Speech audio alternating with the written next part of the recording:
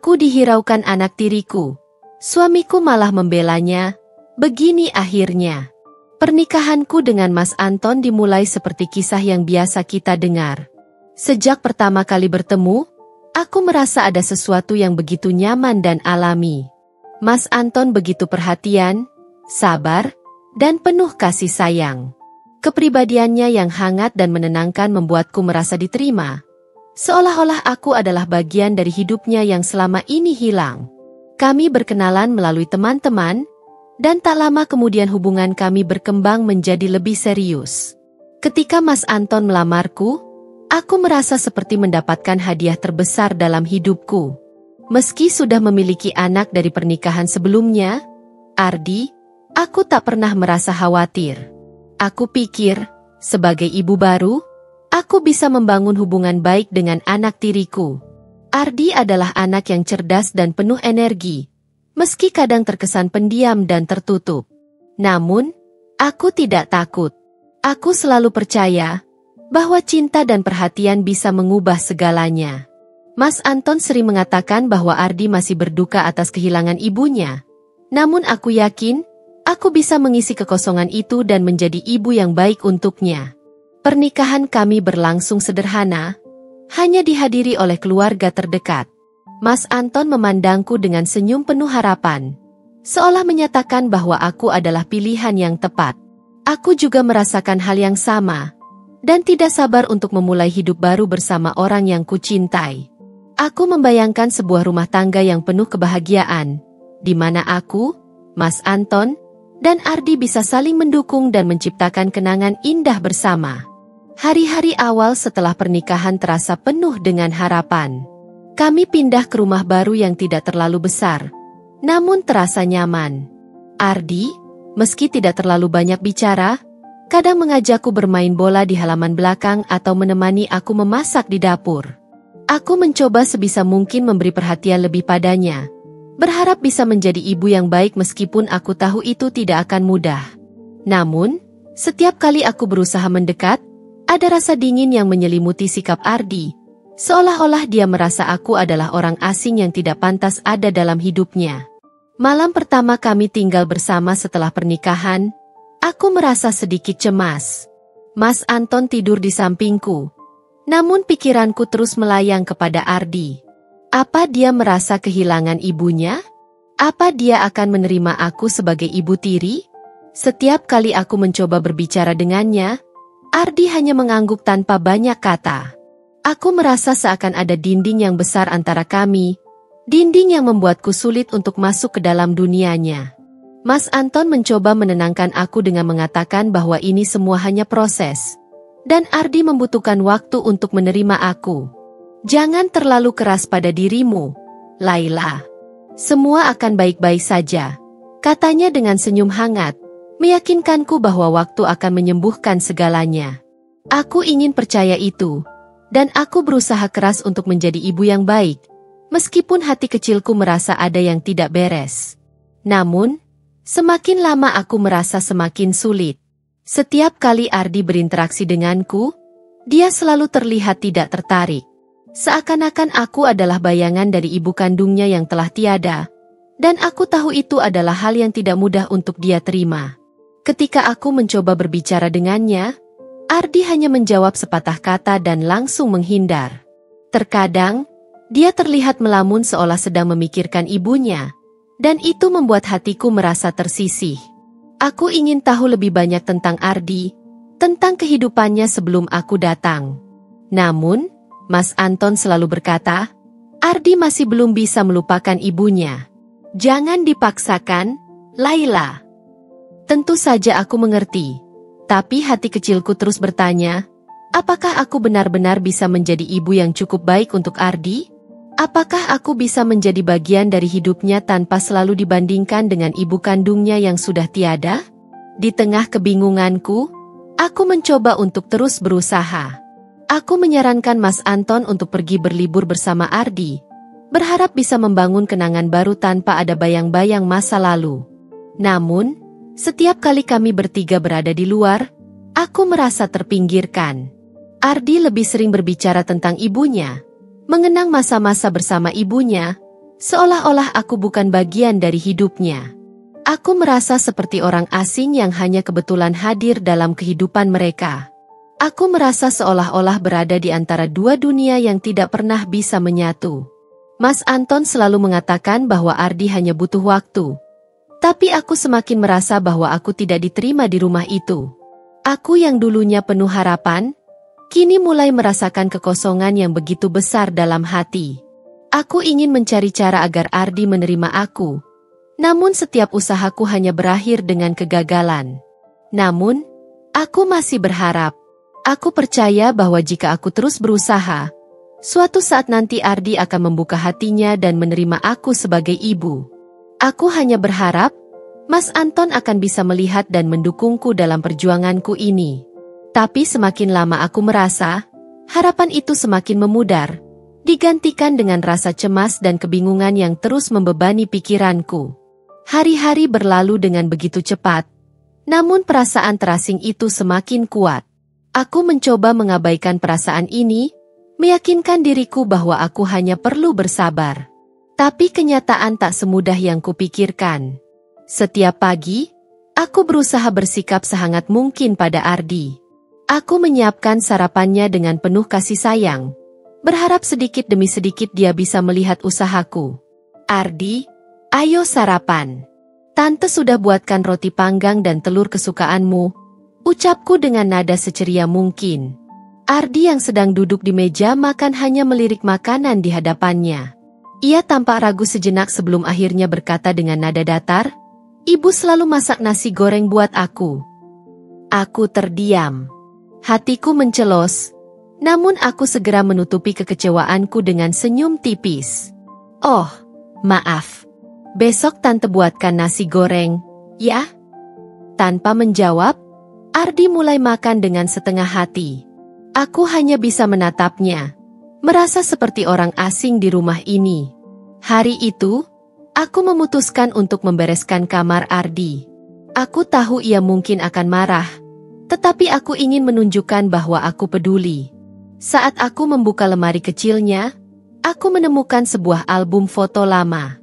Aku duduk di lantai dan membuka album itu, melihat foto-foto Ardi bersama ibu kandungnya. Ada satu foto yang membuatku terpaku, Ardi kecil yang tersenyum bahagia sambil dipeluk oleh ibunya. Sementara Mas Anton berdiri di belakang mereka dengan ekspresi penuh cinta. Aku bisa merasakan kehangatan dalam foto itu. Dan seketika aku merasa seolah-olah aku hanya bayangan yang mengusik kebahagiaan mereka. Tiba-tiba suara pintu terbuka dengan kasar. Ardi berdiri di ambang pintu dengan mata membelalak. "Jangan sentuh itu," bentaknya. Aku tersentak dan buru-buru menutup album foto itu. "Maaf, tante hanya ingin merapikan kamar." "Jangan sok baik." Ardi merebut album itu dari tanganku dan memeluknya erat. Seolah aku telah mencoba merebut sesuatu yang sangat berharga baginya. Aku terdiam, merasa terluka oleh kata-katanya. Sebelum aku sempat berbicara lagi, Ardi berlari keluar kamar, meninggalkanku dalam kebingungan. Malam harinya, aku mencoba menceritakan kejadian itu kepada Mas Anton. Aku berharap dia akan mengerti dan memberiku dukungan.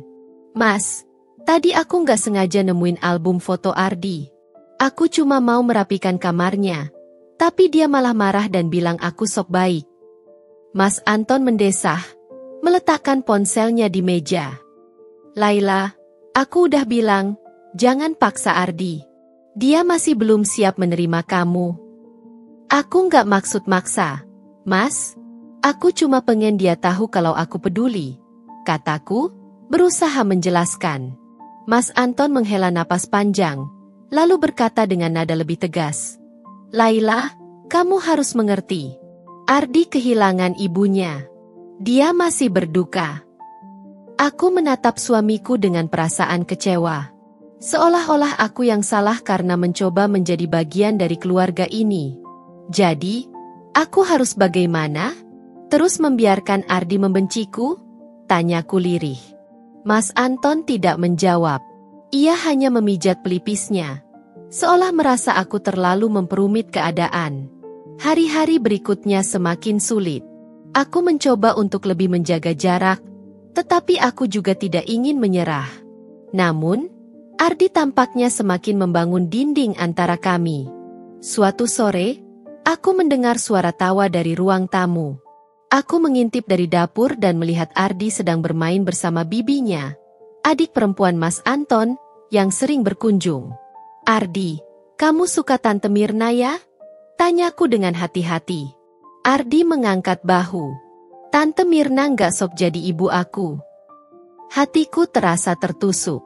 Aku menelan ludah, berusaha menahan air mata yang ingin keluar.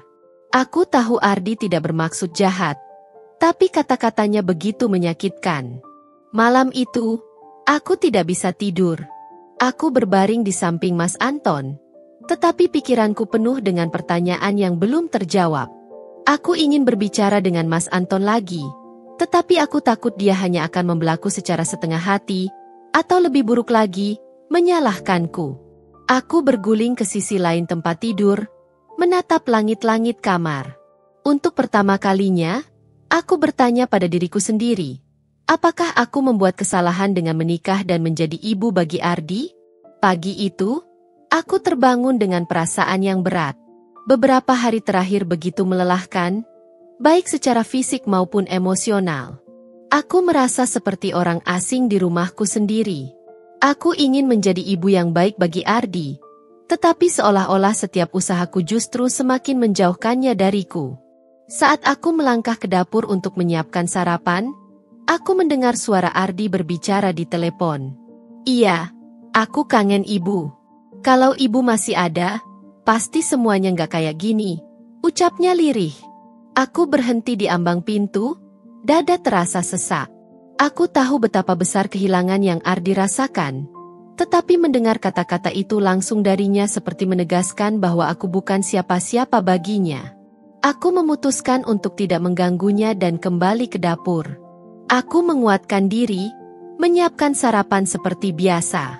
Aku masih berharap suatu hari nanti Ardi akan melihat usahaku dan menerimaku sebagai bagian dari keluarganya. Ketika Mas Anton masuk ke dapur, aku menyajikan secangkir kopi untuknya. "Mas, aku boleh ngomong sesuatu?" tanyaku ragu. Dia mengangguk sambil menyeruput kopinya. "Apa? Lah." Aku menggigit bibir, mencoba memilih kata-kata yang tepat. Aku dengar Ardi bicara di telepon tadi pagi.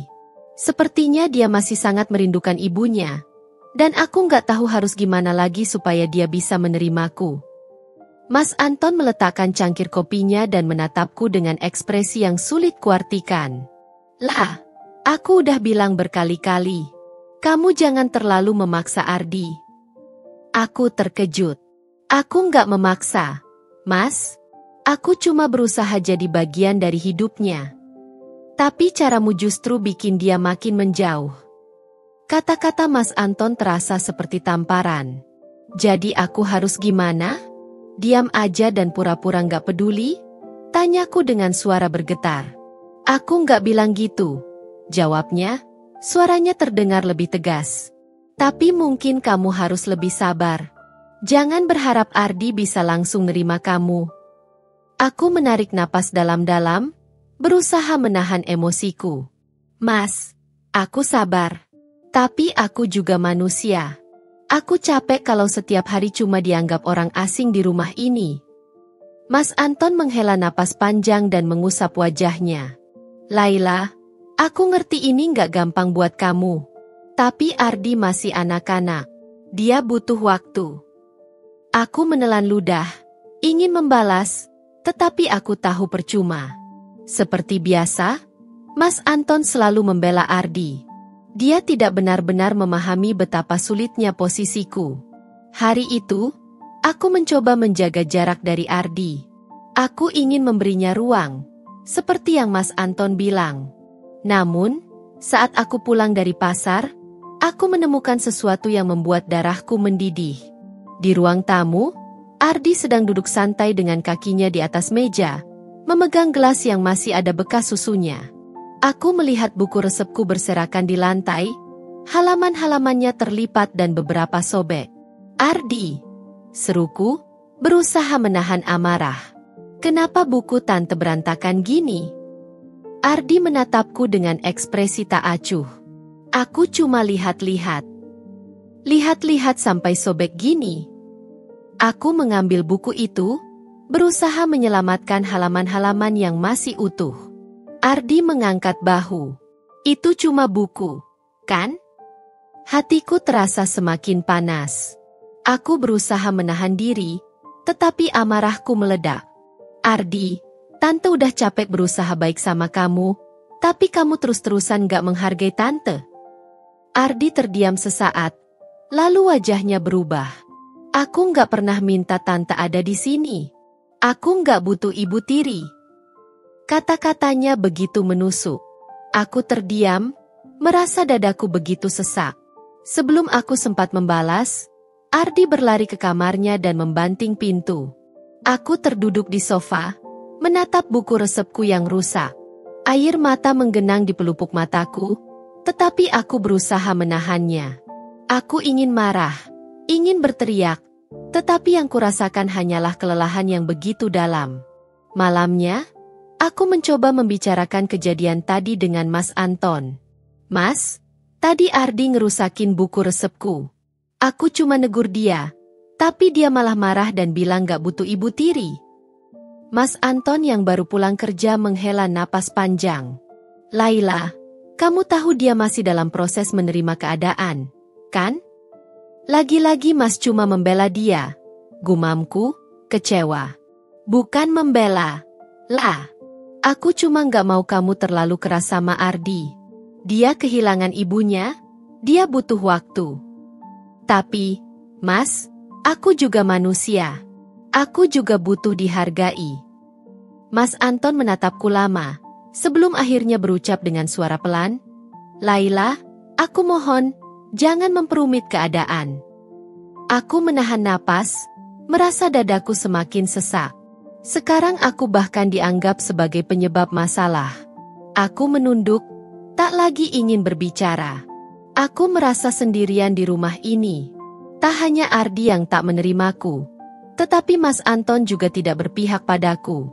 Malam itu, aku menangis dalam diam, bertanya-tanya sampai kapan aku bisa bertahan dalam keluarga yang terasa bukan milikku ini. Pagi itu, aku menyiapkan sarapan seperti biasa. Bau nasi goreng dan telur dadar menguar di dapur, tetapi tak ada semangat dalam gerakanku. Aku tahu, setelah kejadian kemarin, hubungan dengan Ardi semakin sulit. Dan yang lebih menyakitkan, Mas Anton tidak ada di pihakku. Aku berharap setidaknya pagi ini akan lebih baik. Aku menatap piring di meja makan, lalu memanggil Ardi dengan suara selembut mungkin. Ardi, ayo sarapan, panggilku sambil mencoba tersenyum. Anak itu keluar dari kamarnya, masih dengan wajah dingin yang sudah semakin sering kulihat. Dia duduk di kursinya tanpa mengucapkan sepatah kata pun. Aku mengamati ekspresinya, berharap ada sedikit kehangatan di sana. Tapi yang kudapat hanyalah kehampaan. Ardi menyendok nasi goreng ke piringnya dan mulai makan. Aku menghela napas, lalu ikut duduk di seberangnya. Aku ingin mencoba lagi. Ardi, kalau ada makanan yang kamu mau, kamu bisa bilang ke Tante, ya. Tante bisa masak apa aja yang kamu suka. Ardi berhenti mengunyah sejenak, lalu menatapku. Nggak usah repot-repot. Dulu ibu juga nggak perlu tanya aku mau makan apa. Tapi masakannya selalu enak. Dada ini kembali terasa sesak. Aku tersenyum kecut dan mengangguk pelan. Aku tahu, setiap kata yang keluar dari mulutnya selalu membandingkanku dengan almarhumah ibunya. Aku tak bisa menyalahkannya. Aku sadar aku bukan ibu kandungnya. Tapi apakah selamanya aku akan menjadi bayangan yang tidak diinginkan? Saat itu juga, Mas Anton muncul dari kamar, bersiap untuk berangkat kerja. Dia tersenyum sekilas padaku sebelum duduk di kursi makan. Pagi, semuanya, sapanya ringan. Aku hanya membalas dengan senyuman kecil. Ardi pun diam saja. Mas Anton menatap kami bergantian, mungkin menyadari ketegangan di antara kami. Ada apa ini? Kok kayaknya canggung? Tanyanya, mencoba mencairkan suasana. Aku ingin mengabaikannya, Tapi perasaanku sudah terlalu penuh. Mas, Ardi masih belum bisa menerimaku. Aku udah berusaha, tapi rasanya sia-sia, ucapku lirih. Ardi meletakkan sendoknya dengan kasar. Tante kenapa sih? Aku nggak pernah minta tante ada di sini. Aku terperanjat. Rasanya ingin menangis, tetapi aku bertahan. Aku menatap Mas Anton, berharap dia akan menenangkan Ardi. Namun, alih-alih menegur anaknya, Mas Anton malah menatapku dengan ekspresi tidak suka. Laila, bisa nggak jangan mulai pagi-pagi? Aku membeku. Mas, aku cuma ingin bicara. Udahlah, Ardi masih anak-anak. Jangan terlalu bawa perasaan, katanya enteng. Hatiku serasa dihantam batu. Jadi aku yang salah? Aku yang dianggap memperumit keadaan? Ardi berdiri dari kursinya dengan wajah penuh kemenangan. Aku pergi dulu, katanya sebelum berjalan keluar. Aku menatap piring makanannya yang belum habis. Mataku terasa panas, tapi aku menahannya. Mas Anton menghela napas. Lah, Ardi masih butuh waktu. Aku tertawa pahit. Berapa lama lagi, Mas? Aku udah mencoba sebaik mungkin, tapi dia selalu menganggap aku ini pengganggu. Laila, kamu juga harus sabar. Aku menatapnya, mencoba mencari pengertian di matanya, tetapi yang kudapat hanyalah sikapnya yang seakan menyuruhku untuk terus mengalah. Aku berdiri, menyingkirkan piring kotor dengan kasar. Baiklah, Mas. Aku akan belajar lebih sabar, gumamku sebelum berjalan ke dapur. Hari itu, aku menghabiskan waktu di rumah, merapikan segala sesuatu untuk mengalihkan pikiranku. Aku berharap bisa menenangkan diri, tetapi kata-kata Ardi terus terngiang di benakku. Sore harinya, aku mendengar suara tawa dari ruang tamu. Aku mengintip dari dapur dan melihat Ardi bersama Mirna. Tante Mirna, panggilnya dengan wajah yang cerah, ekspresi yang hampir tidak pernah ia tunjukkan padaku. Aku melihat bagaimana Ardi dengan antusias menceritakan segala hal kepada Tante Mirna. Bagaimana dia terlihat begitu nyaman dan bahagia. Aku hanya bisa diam di ambang pintu, merasa semakin asing di rumah ini. Tak lama kemudian, Mirna menatapku. Laila, kamu baik-baik aja? Tanyanya sopan. Aku mencoba tersenyum. Iya, Mirna. Aku baik. Dia memandangku lama, seakan bisa membaca kegelisahanku. Namun, dia tak berkata apa-apa lagi. Setelah beberapa saat, aku masuk kembali ke kamar, menutup pintu, dan membiarkan air mataku jatuh tanpa suara. Aku mulai bertanya-tanya, apakah aku memang pantas ada di sini? Apakah aku harus terus berusaha? Meskipun hasilnya selalu sama, aku tahu satu hal. Rumah ini tak pernah benar-benar menerimaku. Malam itu, aku duduk di tepi tempat tidur, memandangi ponsel di tanganku.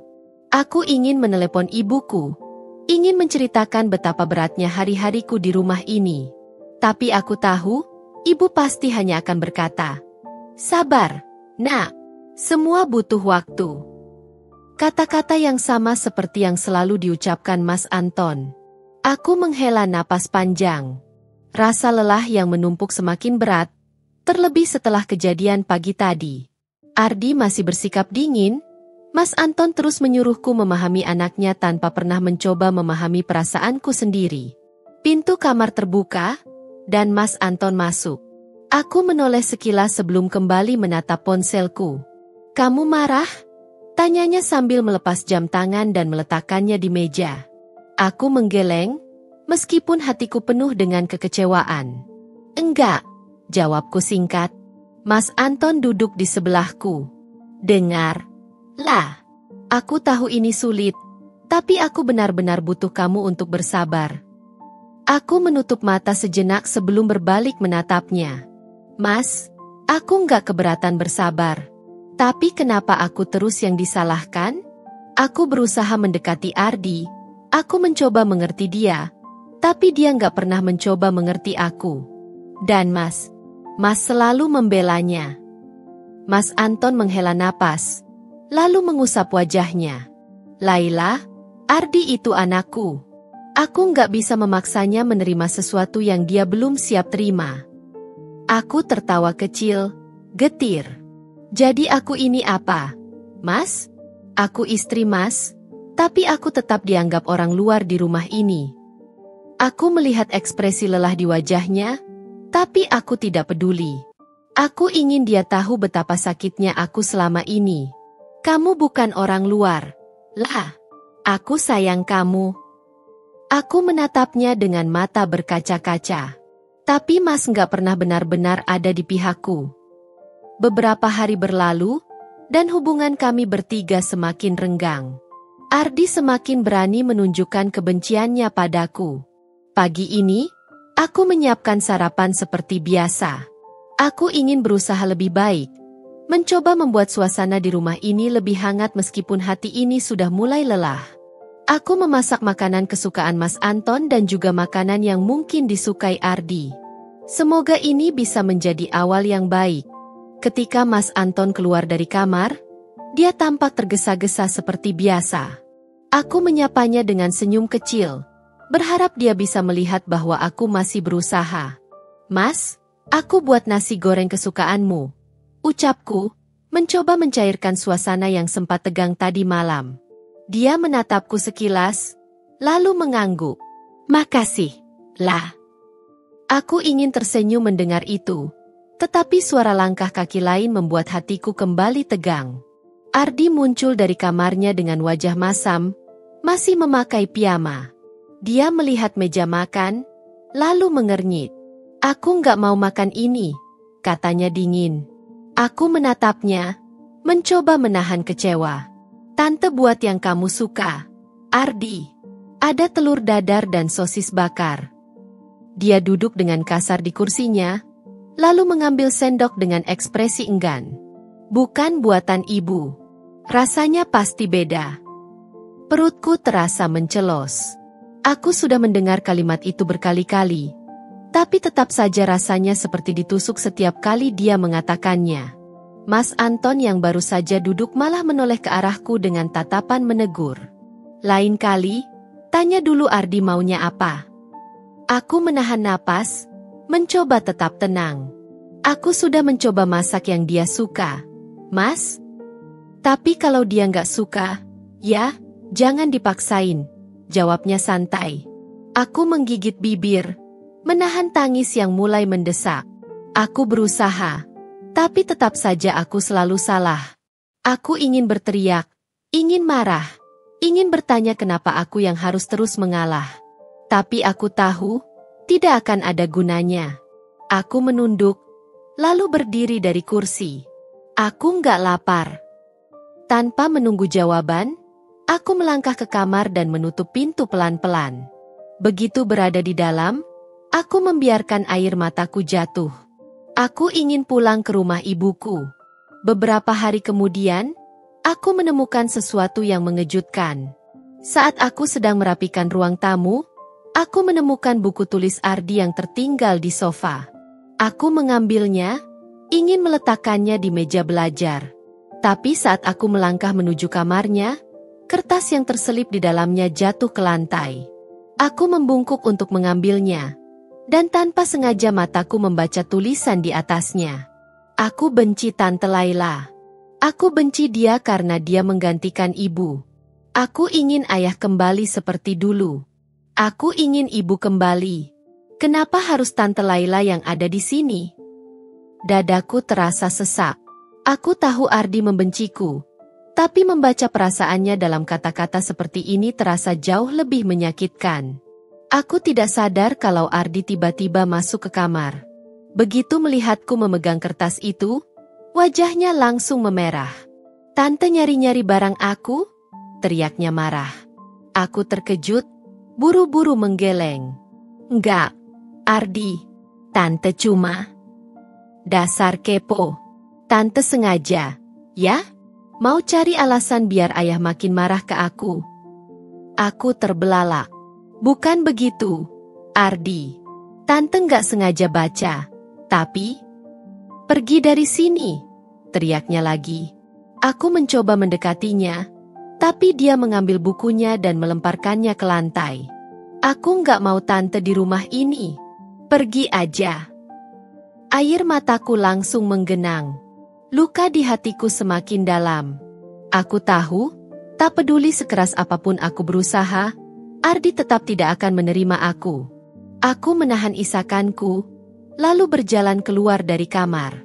Saat aku melewati Mas Anton, dia menatapku dengan bingung. Ada apa? Aku hanya menggeleng, tidak sanggup mengatakan apapun. Malam itu, aku tidur dengan mata sembab, bertanya-tanya, apakah aku memang seharusnya pergi dari rumah ini? Sudah 3 hari sejak pertengkaranku dengan Ardi, dan sejak saat itu dia benar-benar tidak mau bicara denganku. Setiap kali aku mencoba menyapanya, dia hanya menatapku dengan dingin, lalu pergi seolah-olah aku ini hantu di rumahnya sendiri. Aku mencoba bertahan, mencoba memahami bahwa dia hanya anak yang kehilangan ibunya dan masih berjuang menerima keadaan. Tapi ada batas kesabaran seorang manusia, dan aku merasa batas itu semakin menipis. Malam ini, aku duduk di meja makan sendirian. Mas Anton masih di kantor, dan Ardi menolak makan malam yang kubuat. Aku menatap piring di depanku yang masih penuh, kehilangan nafsu makan. Perasaan asing ini semakin menghantui, seperti aku hanyalah tamu di rumahku sendiri. Ketika aku berdiri untuk merapikan meja, suara pintu terbuka membuatku menoleh. Mas Anton akhirnya pulang, wajahnya tampak lelah. Aku ingin menyapanya, tapi dia langsung berjalan melewati aku menuju kamar.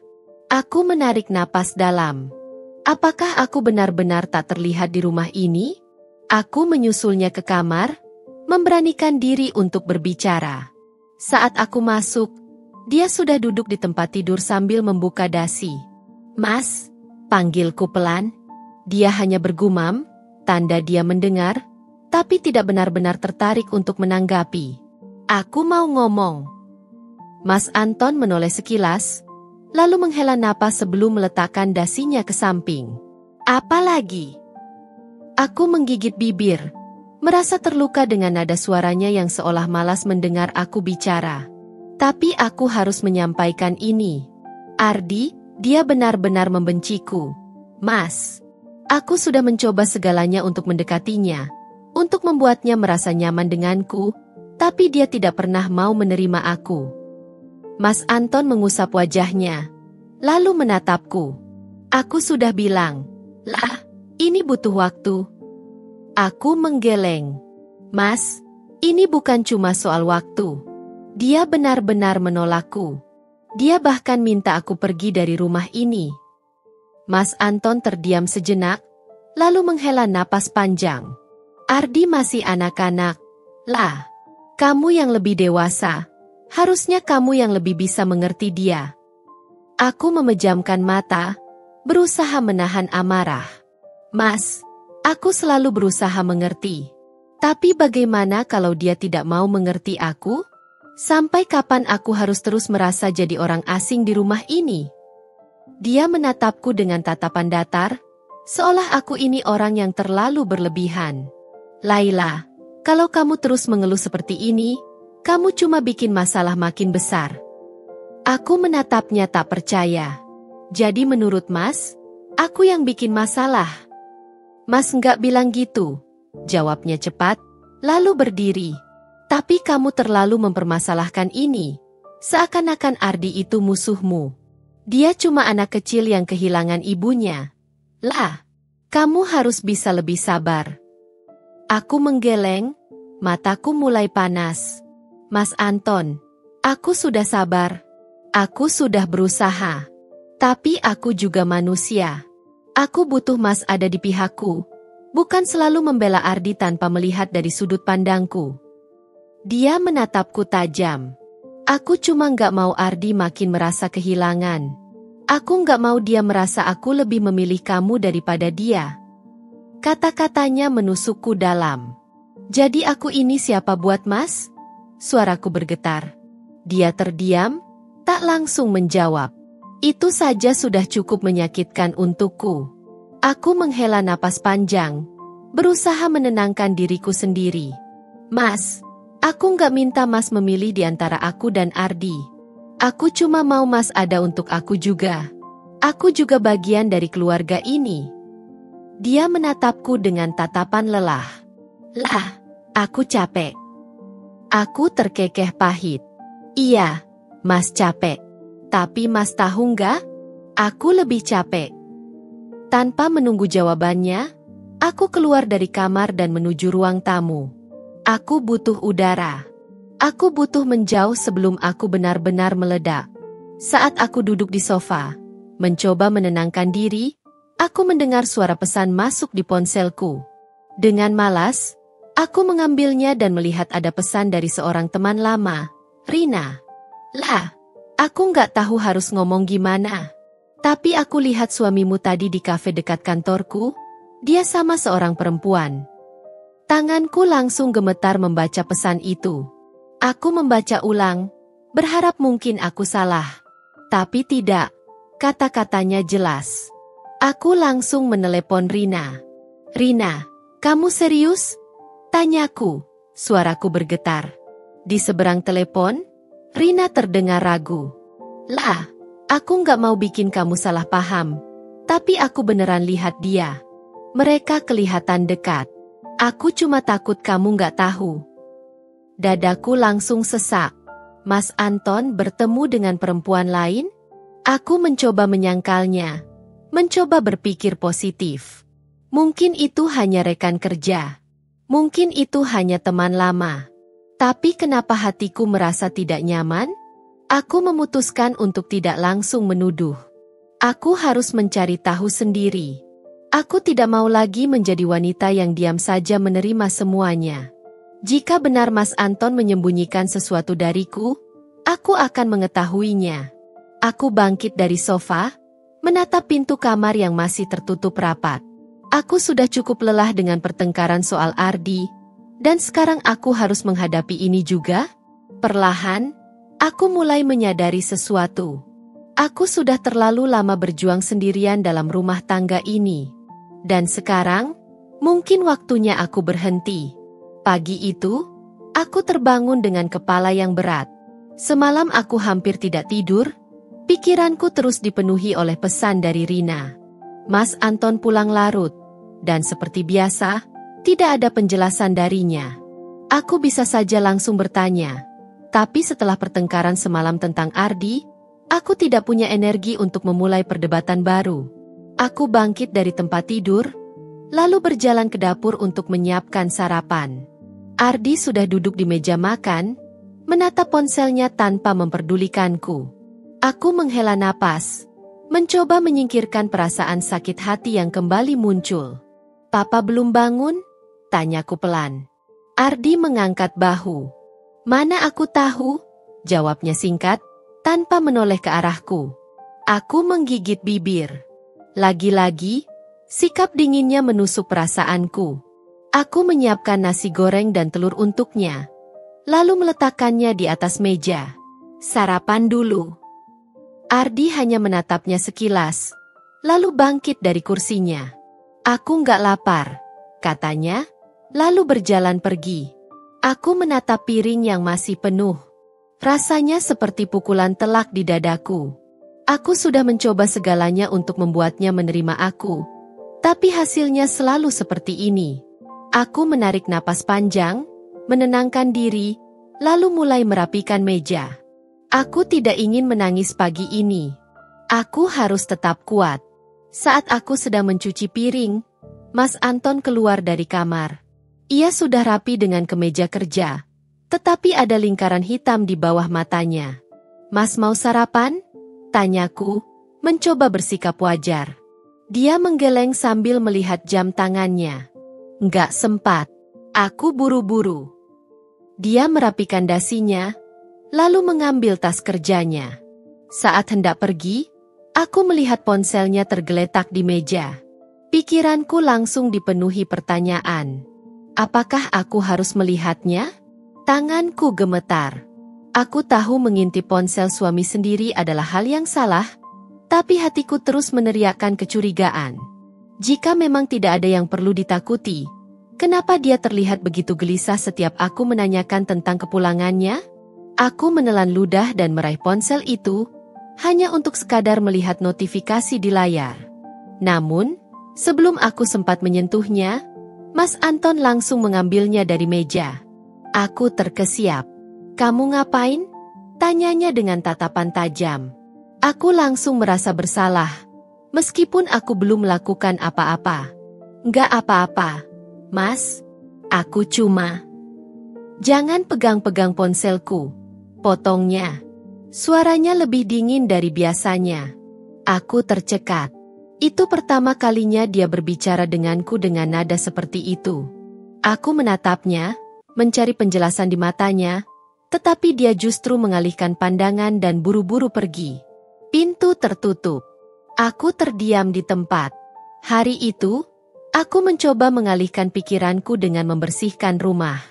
Tapi sekeras apapun aku berusaha, pikiranku tetap kembali pada Mas Anton. Apakah dia benar-benar selingkuh? Pikiran itu menghantuiku. Aku harus mencari tahu. Sore harinya, saat aku sedang menyapu ruang tamu, Ardi pulang dari sekolah. Dia berjalan melewatiku tanpa mengucapkan sepatah kata pun, seperti biasa. Namun, kali ini aku melihat sesuatu yang aneh. Ada plastik kecil di tangannya. Aku memperhatikan plastik itu dengan seksama. Ada logo kafe di sana. Aku menelan ludah. Itu adalah kafe yang sama yang disebut Rina dalam pesannya. Aku mencoba bersikap biasa. "Ardi," panggilku pelan.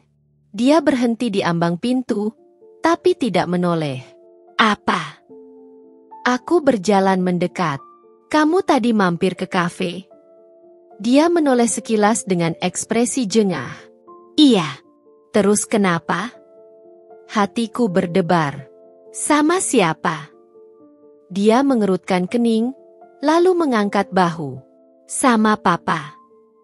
Jantungku seolah berhenti berdetak. Ardi tidak sadar bahwa dia baru saja memberiku jawaban yang selama ini kucari. Mas Anton memang pergi ke kafe itu. Dan jika Ardi ikut bersamanya, itu berarti dia juga melihat siapa yang bertemu dengan Mas Anton. Aku mengatur napas, mencoba untuk tetap tenang. "Oh, siapa lagi yang ada di sana?"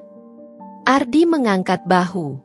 "Papa ngobrol sama tante aku nggak tahu siapa namanya. Kayaknya teman lama." Aku merasakan tubuhku melemas. Jadi benar, Mas Anton memang bertemu dengan perempuan lain. Aku menggigit bibir, berusaha menahan emosi. Tapi kali ini, aku tidak bisa membiarkan ini berlalu begitu saja. Aku harus menghadapi Mas Anton. Dan aku harus melakukannya malam ini. Malam itu, aku menunggu Mas Anton pulang dengan dada yang sesak. Tanganku berkali-kali mengepal di pangkuan, mencoba menenangkan gemuruh di dalam hati. Aku tahu, apa yang akan kutanyakan malam ini bisa berujung pertengkaran besar, tapi aku tidak bisa lagi berdiam diri. Ardi sudah tidur di kamarnya, dan aku duduk di ruang tamu, menunggu suara pintu depan terbuka. Pukul 11 malam, akhirnya yang kutunggu datang. Mas Anton masuk dengan wajah lelah, melempar tas kerjanya ke sofa lalu menghela napas panjang. Dia tidak langsung melihatku, tapi begitu menyadari aku duduk di sana, ekspresinya sedikit berubah. "Kok belum tidur?" tanyanya. Aku menatapnya tanpa ekspresi. "Kita perlu bicara, Mas." Dia mengerutkan kening, lalu mengendurkan dasinya. "Bisa besok? Aku capek banget hari ini." Aku tidak bergeming. "Nggak bisa." Dia mendesah, lalu duduk di sofa di seberangku. "Apa lagi?" Aku meremas jemariku. Aku ingin bertanya dengan hati-hati, tapi hatiku sudah penuh dengan kemarahan dan kekecewaan. "Kemarin, Mas bilang lagi lembur." Mas Anton menatapku sejenak sebelum menjawab. "Iya." "Memangnya kenapa?" Aku menahan napas, lalu mengangkat dagu. "Ardi bilang Mas ke kafe." Wajah Mas Anton langsung berubah. Sekejap, dia tampak terkejut. lalu berusaha menguasai dirinya. "Ardi?" tanyanya dengan nada datar. Aku mengangguk. Dia bilang Mas ke kafe dan bertemu perempuan. Mas Anton diam. Rahangnya menegang. Aku menelan ludah, lalu melanjutkan, "Kenapa Mas bohong?" Tatapan Mas Anton berubah tajam. "Aku nggak bohong. Jadi kenapa bilang ke aku kalau Mas lembur?" Dia menghela napas kasar, lalu bersandar ke sofa. "Aku nggak mau ribut, Laila. Aku tahu kamu pasti bakal curiga yang macam-macam kalau aku bilang yang sebenarnya." Aku mencengkeram ujung bajuku. "Jadi Mas memilih bohong?" Mas Anton mengusap wajahnya. "Aku cuma ngobrol sama teman lama, dan kebetulan butuh bantuan." Hatiku mencelos. "Bantuan apa?" Dia menatapku tajam. "Itu urusanku." Jawaban itu bagai cambukan. Aku merasakan dada ini semakin sesak. "Kalau itu urusan Mas, kenapa harus sembunyi-sembunyi?" Mas Anton bangkit, berjalan ke dapur dan mengambil segelas air, seolah ingin menghindari pembicaraan ini. Tapi aku tidak akan membiarkannya lepas begitu saja. "Aku nggak suka dibohongi, Mas," ucapku, suaraku bergetar. Dia berbalik, menatapku dengan sorot lelah. "Aku nggak bohong. Aku cuma nggak cerita semuanya." Aku berdiri, menghampirinya. "Apa bedanya?" Dia membanting gelas ke wastafel, membuat suara berderak memenuhi ruangan. Aku tersentak. Aku capek. "Laila, kenapa kamu selalu nyari masalah?" Aku tercekat. "Nyari masalah?" Dia menghela napas kasar, lalu mengusap tengkuknya. "Aku ketemu dia cuma sebentar. Dia cuma minta tolong soal pekerjaannya. Aku nggak selingkuh. Aku nggak ngelakuin hal yang kamu pikirkan." Aku menatapnya dalam-dalam. "Kalau nggak ada apa-apa, kenapa Mas nggak bisa cerita dari awal?" Dia menggeleng, ekspresinya penuh kejengkelan. "Karena aku tahu kamu. Kamu pasti bakal mikir yang enggak-enggak." Aku merasa mataku panas. "Jadi ini salahku?" Dia tidak menjawab. Aku tertawa sinis, meski air mata sudah menggantung di pelupuk mata. "Mas tahu nggak, aku selalu mencoba memahami Mas, tapi Mas nggak pernah berusaha memahami aku." "Laila, aku..." Aku mengangkat tangan, menghentikannya. Aku sudah terlalu lelah. "Kali ini aku nggak akan diam, Mas," kataku, suaraku bergetar. "Aku akan cari tahu sendiri." Aku meninggalkannya di dapur, lalu masuk ke kamar dan mengunci pintu. Untuk pertama kalinya, aku merasa benar-benar sendiri di rumah ini.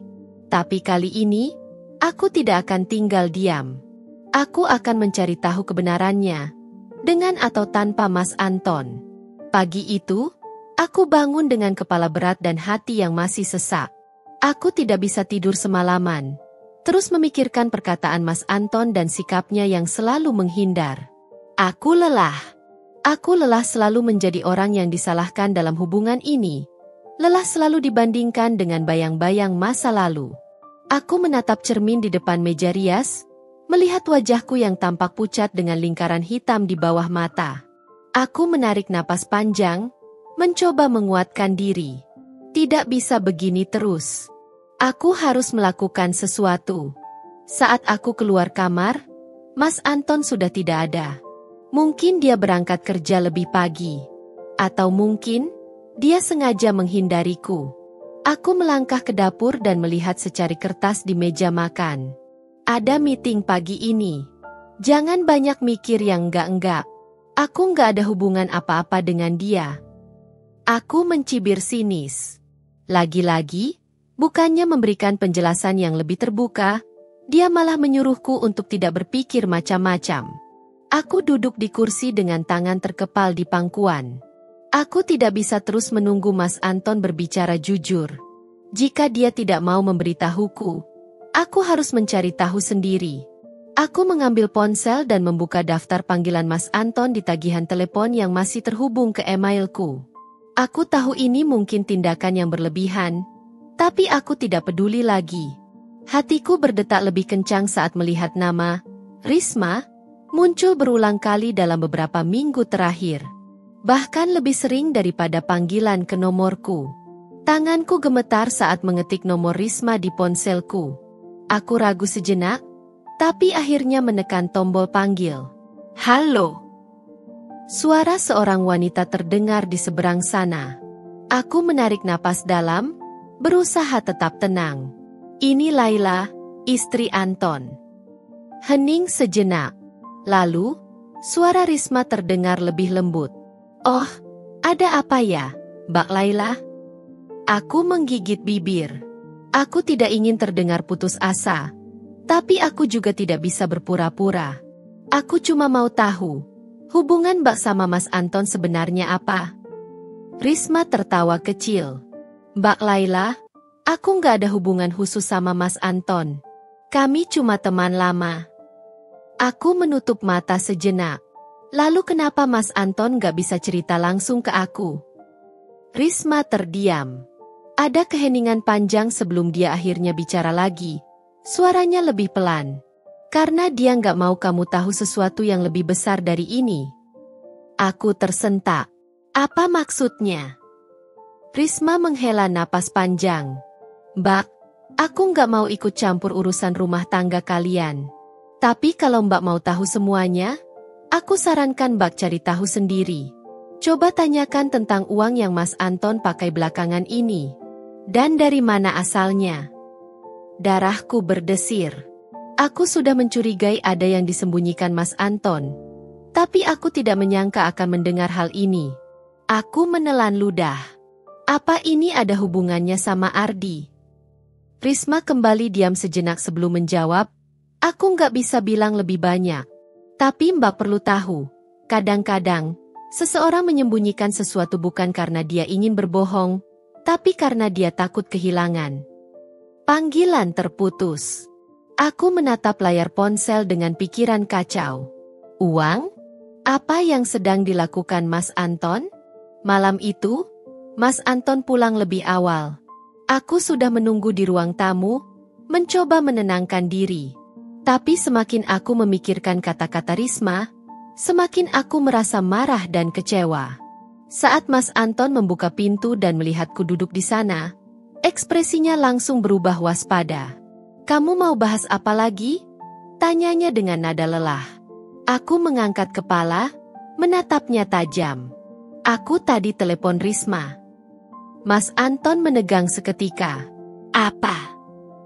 Aku berdiri, berjalan mendekatinya. Dia bilang aku harus mencari tahu sendiri. Tentang uang yang Mas pakai belakangan ini. Mas Anton mengusap wajahnya dengan kasar. Laila, kamu...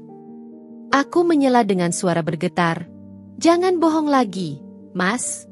Aku capek. Dia menatapku dengan ekspresi penuh pertentangan. Aku bisa melihat dia bergumul dalam pikirannya. Seakan-akan sedang mencari alasan atau kebohongan lain untuk melindungi dirinya sendiri.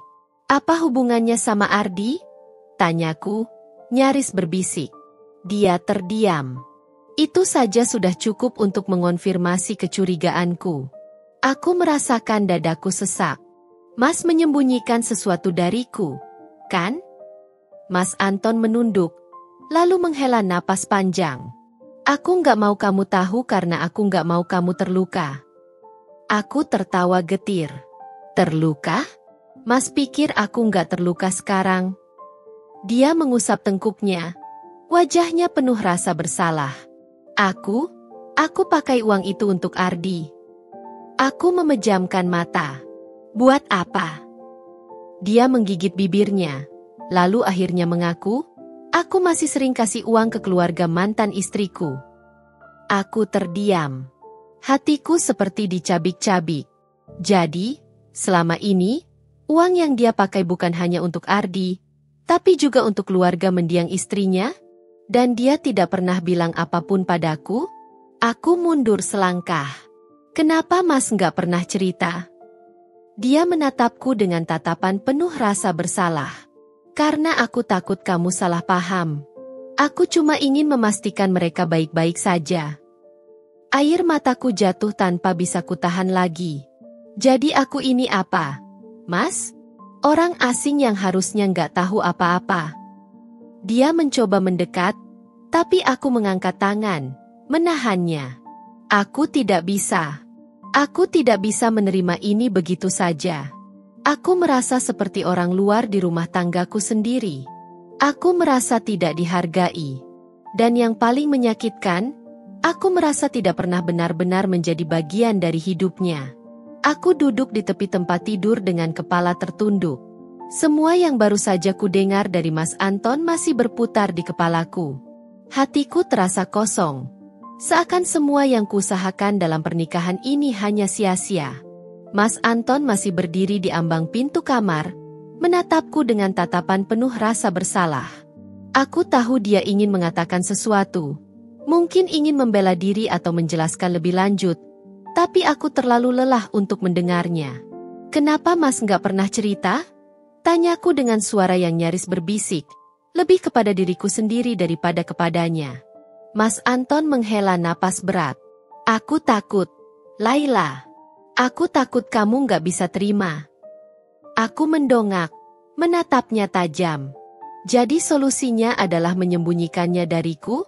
Diam-diam memberikan uang ke keluarga mantan istrimu tanpa sedikit pun membicarakannya denganku. Dia terdiam, jelas tak bisa membantah. Aku bangkit berdiri, menatapnya lurus-lurus. Mas Anton tahu nggak? Apa yang paling menyakitkan dari semua ini?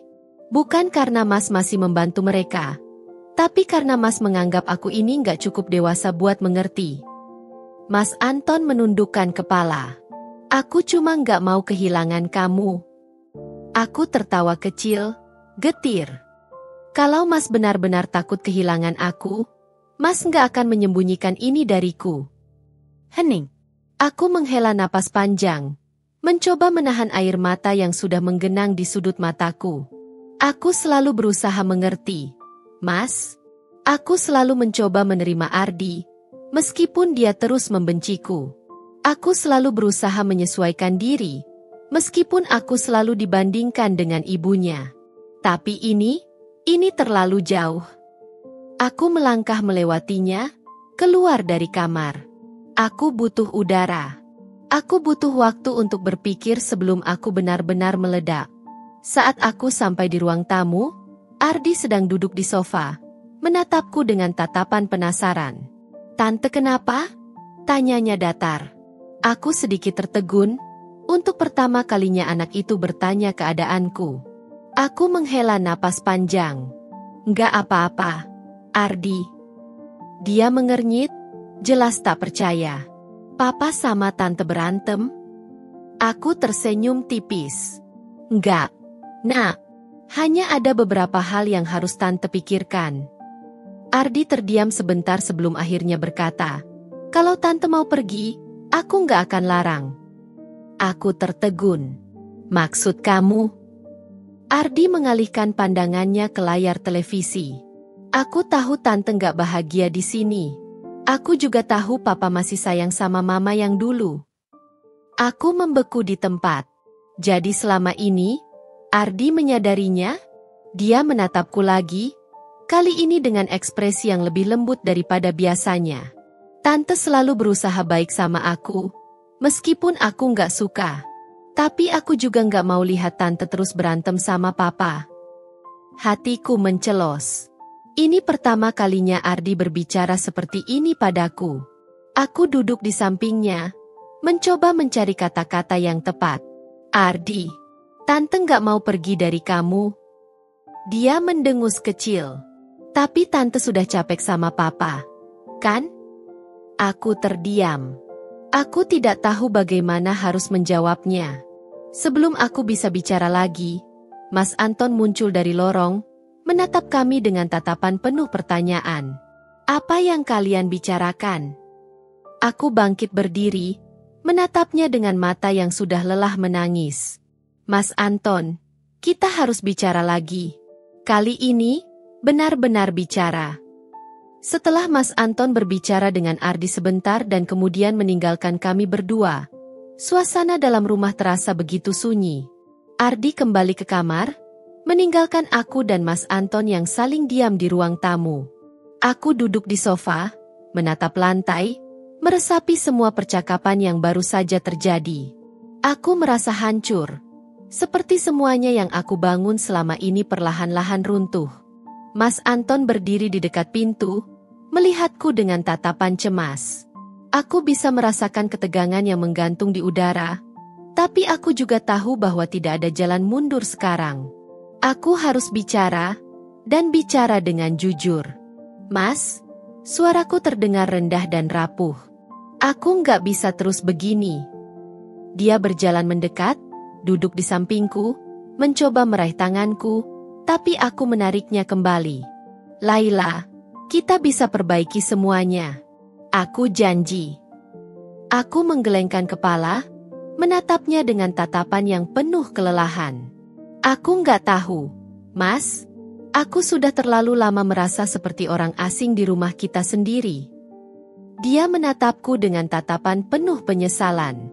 Aku nggak pernah bermaksud membuatmu merasa seperti itu. Aku cuma nggak tahu cara menjelaskan semuanya dengan baik. Aku tertawa getir. Apa yang Mas pikirkan? Apa Mas benar-benar nggak tahu? Aku nggak cuma merasa seperti orang asing, tapi aku merasa nggak dihargai. Aku merasa Mas selalu lebih memprioritaskan kenangan akan masa lalu, keluarga lama, dan Ardi daripada aku. Mas Anton terdiam sejenak. Aku tidak tahu harus bagaimana. Laila, Ardi, dia masih belum bisa menerima kenyataan. Aku nggak ingin menyakiti perasaannya. Mas, aku mengerti itu, kataku, suara mulai bergetar. Tapi Ardi bukan satu-satunya yang harus didengar, bukan? Aku juga punya perasaan, Mas. Aku merasa seperti aku terus berada di bayang-bayang ibunya, dan itu menyakitkan. Mas Anton menundukkan kepala. Aku tahu. Aku minta maaf. Aku menarik napas panjang, mencoba menenangkan diri sebelum melanjutkan. Tapi ini nggak hanya soal Ardi, Mas. Ini tentang kita. Tentang hubungan kita. Kalau Mas terus mengabaikan aku dan membiarkan Ardi berperilaku seperti itu, aku nggak tahu seberapa lama aku bisa bertahan. Dia menatapku dengan tatapan penuh rasa bersalah. Laila, aku nggak ingin kehilangan kamu. Aku nggak tahu apa yang harus aku lakukan untuk membuat semuanya kembali seperti dulu. Aku meremas tangan, menahan agar suara tangisku tidak keluar. Mas, kamu nggak bisa terus hidup di masa lalu. Aku nggak akan pernah bisa menggantikan ibu kandung Ardi, dan aku nggak mau menjadi bayang-bayangnya. Jadi apa yang kamu inginkan, Laila? Tanya Mas Anton, suaranya sekarang lebih lembut. Aku menatapnya dengan penuh ketegasan. Aku ingin kita berbicara lebih banyak, saling mengerti satu sama lain. Aku ingin kita jadi pasangan yang saling mendukung, bukan cuma aku yang harus bertahan dan mengalah. Aku nggak bisa terus merasa seperti ini. Mas Anton mengangguk perlahan. Aku tahu, aku benar-benar minta maaf. Laila, aku akan coba lebih terbuka, dan aku akan bicarakan semuanya dengan Ardi. Kita akan atur semuanya bersama. Ada keheningan antara kami berdua. Terkadang, kata-kata tidak cukup untuk menyembuhkan luka yang dalam. Tetapi, aku bisa merasakan ada secercah harapan. Mungkin ini bukan akhir. Mungkin ini hanya permulaan dari perjalanan baru kami. Aku menarik napas panjang dan berkata, kita perlu waktu, Mas. Tidak bisa langsung semuanya berubah. Tapi kita harus berusaha. Mas Anton menatapku dengan penuh harapan. Aku janji akan berusaha, Laila. Untuk kita, dan untuk keluarga kita. Aku tersenyum tipis, meskipun hatiku masih berat. Namun, aku tahu bahwa jika aku ingin hubungan ini tetap berjalan, aku harus memberi kesempatan pada kami untuk memperbaiki segalanya. Perjalanan kami baru saja dimulai, dan aku hanya bisa berharap bahwa kali ini, kami bisa menjalani hidup bersama dengan cara yang lebih sehat, lebih terbuka, dan lebih penuh pengertian.